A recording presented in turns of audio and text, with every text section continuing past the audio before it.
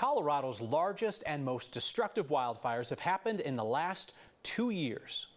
Are we learning lessons that can save lives and homes? Like, are we using the smartest building materials available? Our Anusha Roy looks at what's showing up in new construction.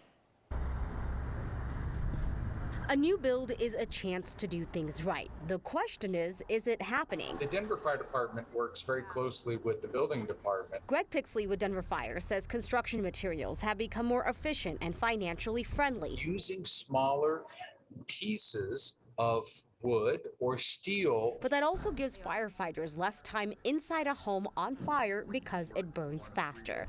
While firefighters know the best material to build out of, Traditional brick that was built like the manufacturing complexes and some of the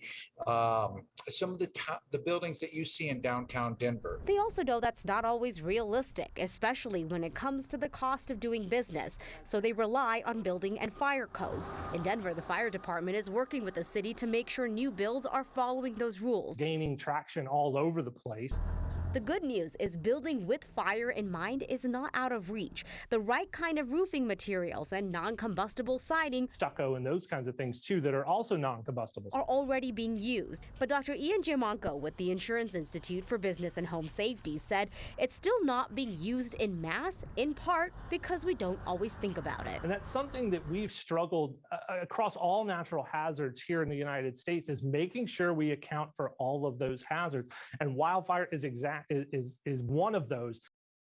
That means that fire departments like Denver would really love to have more conversations with developers about these building materials. You're also seeing cities and counties that have building departments directly working with builders, having those conversations, and that's mirroring a really big national conversation that's happening as well. A very robust conversation about this. Like, at the end of the day, is it just cost though, right? Because like, if the best stuff was the cheapest stuff, we just use it, right? Yeah, exactly. So the Insurance Institute actually studied, right? How much is it going to cost to build a house with these non-combustible fire-resistant materials versus not? It actually turned out to be pretty similar prices. Really? But where it gets really expensive is when you're starting to retrofit the homes that don't meet those standards, right? And that's where the money starts adding up.